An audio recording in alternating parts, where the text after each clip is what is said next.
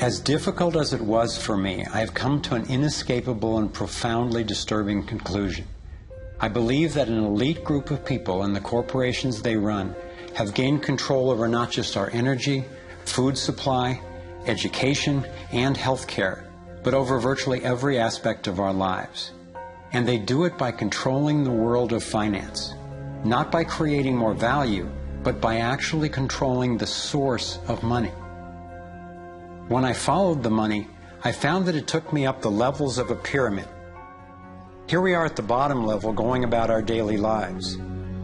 Above us is government, people who are given a monopoly on force and use it to tax and control us whether or not we agree. But who controls them? At the next level are the corporations. Many would say that it is now corporations and not nation states that rule the world. They call it a corporatocracy. To acquire the world's resources and control the markets, this corporatocracy must have access to cheap money. The big corporations get their loans at special rates from the big banks, which means that those who control the major banks, the moneyed elite, ultimately control the corporations.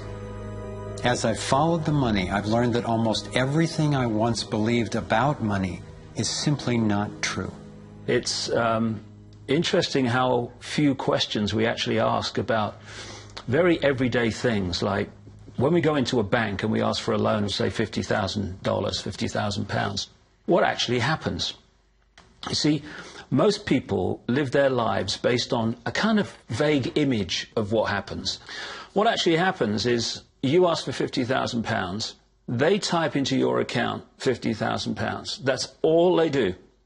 They don't mint any coins, they don't print any money, they don't move any precious metal anywhere. They just put £50,000 into your account on a computer screen. From that moment, you start paying interest on money that has never, does not, and will never exist. It turns out that banks actually have about 9 times as much money loaned out as they have on reserve in their vaults. This is possible because of what's referred to as fractional reserve lending. The way it works is that the Federal Reserve, or the central bank in any country, is legally allowed to determine the amount a bank must have on reserve. In the U.S., it's currently around 10%. So if you deposit $10,000 into the bank sets aside 10%, or $1,000, and then loans out the rest of your money. The way it works is, say another person comes into the bank and asks for a car loan of $9,000. At this moment, the bank loans out the $9,000 from your original deposit. It isn't there anymore. The borrower then pays the person selling the car, and they go deposit the money into another bank, which is part of the same central banking system. This $9,000 is treated as a new deposit, and the process continues. The money gets redeposited and reloaned until the initial deposit of $10,000 becomes $100,000. The banking system just created $90,000 by loaning out your money. Apparently it began with the goldsmiths in the 17th century when people were trading in gold. Gold was heavy to carry around, so people stored the actual metal in vaults and traded receipts instead. Those receipts were the first paper money. Since only a few people would withdraw their gold at any given time, the vault owners, basically the new bankers, began creating receipts for more metals than they actually held. They loaned out those receipts and charged interest on money, gold, that they didn't really have. That's how our so-called fractional reserve system was born. In this system, the bankers get to make up money out of nothing, while the rest of us have to work hard to earn it. It has created a modern form of serfdom where the mass of society is now working to pay off their debt to the banks.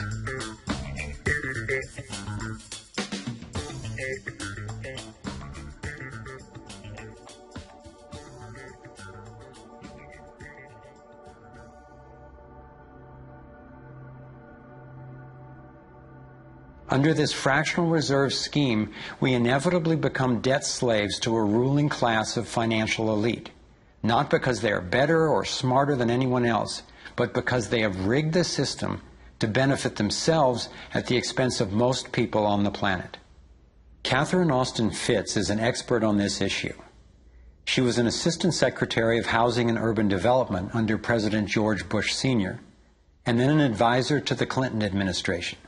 Let's set up a game of Monopoly, and you want to buy Park Place.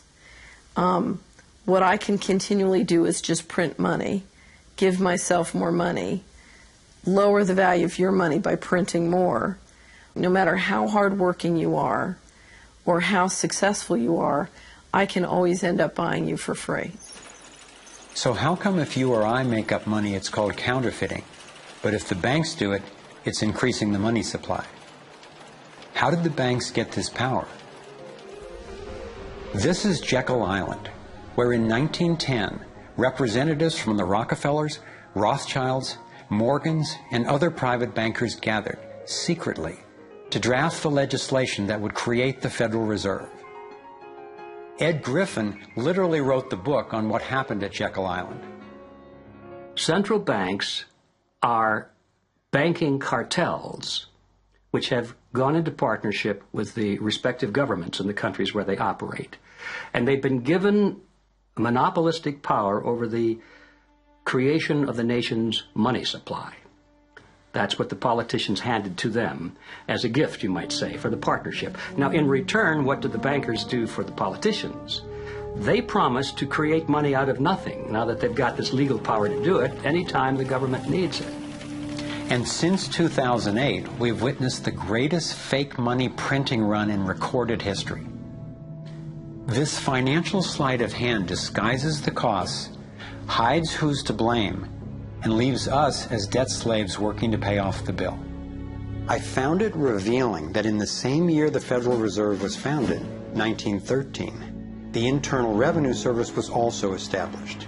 And income tax was then instigated so you and I would have to pay the politicians' debt plus interest to the bankers. The problem is we have a privately owned central bank system in the United States disguised as a government-owned system. Now, if you look in the telephone book here in the Washington, D.C. area, you look up for Federal Reserve in the blue government pages, it's not there.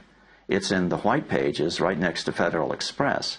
It's a privately owned central bank. What is the proper relationship, what should be the proper relationship between a chairman of the Fed and a president of the United States?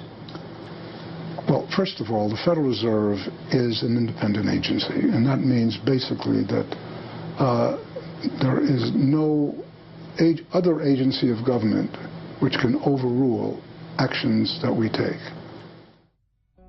There is no other agency of government which can overrule actions that we take. We have a private bank that prints money on behalf of the Treasury. The Federal Reserve prints money on a debt-based system which creates scarcity. But it puts a group of insiders in a position of having access to all the data about the economy when we don't. So you have a small group of bankers who understand the data on how the money works in the economy, and it gives them the ability to print money in a way that the insiders are protected and everybody else is drained. Catherine went on to compare a healthy economy to a vibrant torus, balanced, freely flowing, and energized throughout, in contrast to what's happening in our current economy. What you have is a system that's very dynamic, and it's trying to optimize. But intertwined in the core of it, you have a tapeworm. The way a tapeworm works in your body is it injects a chemical into your body that makes you crave what's good for the tapeworm and bad for you. You have a parasite that's very much manipulating and engorging itself at the expense of the whole. We live in a tapeworm economy where the financial elite are the tapeworm and they're feeding on us. And they don't like it when people blow their cover. After Catherine began exposing government corruption at the highest levels, the FBI raided her company and seized its assets. She was dragged through the courts for 10 years before being found innocent. So we've got the Federal Reserve, a privately owned corporation with a monopoly on creating money, but with no accountability, backed up by a government with a monopoly on force. The country got sold on the Fed as an institution that would help stabilize the economy and remain independent of politics. But in fact, in close to a century of existence, the Federal Reserve has done just the opposite. Since they took charge, we've been robbed through inflation, and the purchasing power of the dollar has declined more than 96%. And the wealth gap makes it clear most of the money is going to a very few. Only 16 years after the Federal Reserve was in power, America experienced the Great Depression. My research revealed that before the big crash in 1929, the elite bankers pulled their money out of the stock market. After the crash, they used that money to buy up cheap stocks and smaller failing banks for pennies on the dollar. Among the bankers who consolidated their wealth this way were the Rothschilds, Rockefellers, and Morgans. A similar scenario played out in the 2008 financial collapse, with the same bankers benefiting. In the years leading up to the collapse, the biggest banks, including Bank of America, Citigroup, and Chase, controlled by the Rothschilds, Rockefellers, and Morgans, were bundling and trading bad loans that they knew would eventually fail. It's like putting rotten oranges in a box and selling them as grade AAA. The bundlers of the debt knew it was only a matter of time before someone would open that box and see that the content was worthless, since they were the ones who packed the boxes in the first place. When the rotten oranges, what we hear about as unsound loans, derivatives, and credit default swaps, were finally discovered, everyone was impacted. People lost their homes, their jobs, their businesses, and their retirements. Meanwhile, the biggest banks who created the problem in the first place were the ones who got bailed out. Why's that? Why would the Federal Reserve give trillions to the banks, even though the majority of Americans were against bailing them out? And why not help those most in need rather than the perpetrators of the financial collapse? My research led me to believe that the same people who created the Federal Reserve, the Rothschilds, the Rockefellers, and the Morgans, still control it, and they use this scheme to bail themselves out at our expense. Many of the banks created are still the most powerful lobby on Capitol Hill, and they, frankly, own the place. I'm convinced that the near collapse of the economy in 2008 resulted from an orchestrated pump-and-dump scheme designed and executed by the big bankers to consolidate wealth and power. David Icke explains how he sees the Federal Reserve rigging the so-called business cycles. Stage one, it's like throwing a fishing line out. Stage one, you put lots of money, units of exchange, into circulation. You do this by pushing interest rates down, by making lots of loans. This is the part of the cycle we call a boom.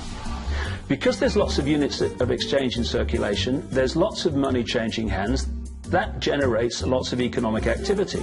That generates jobs. And as more and more money is spent, there's more demand, so companies take out more loans of fresh air money to increase their production. People get confident in their everyday lives. Hey, you know, I work for this company, they've got lots of orders, it's really going great, my job's safe, I tell you what, we can have a bigger house. Then they start to change it. What they do is they pull the fishing line in. They push interest rates up. Now, fewer people, are taking out loans, and they make the criteria for having a loan from the bank stronger anyway. And also, now, as interest rates have gone up, a larger part of people's income is going to pay back the extra interest and not being circulated in buying things. Suddenly, there's nothing like as much money in circulation, and therefore, fewer things are being bought. Companies start to go down in terms of their profits. They start to shed jobs, and they start to go out of business. People lose their jobs, they can't pay the mortgage anymore of the big house they took out in the good times. Now what the banks are doing is starting to reel the fishing line in, because as they go bankrupt, companies and individuals, the banks get the real wealth, the property, the land, the resources that they had signed to them for lending merely figures on a screen. Now this economic cycle of fishing line out, fishing line back, lots of units in circulation, pull them in, has been going on for centuries. And what it's done, it's stolen and accumulated the real wealth of the world in the hands of the few.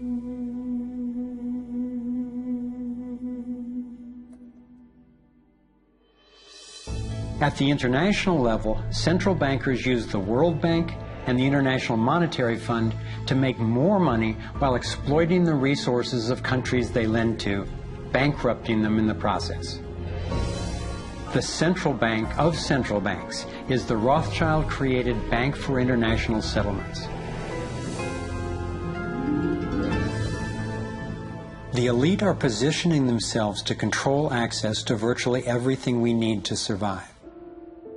No matter where you go in the world, the money is controlled by the banking system. They decide if people eat or if they don't eat. Who's a billionaire and who lives on less than $1 a day? He who controls the money controls the world, and a very few control the money.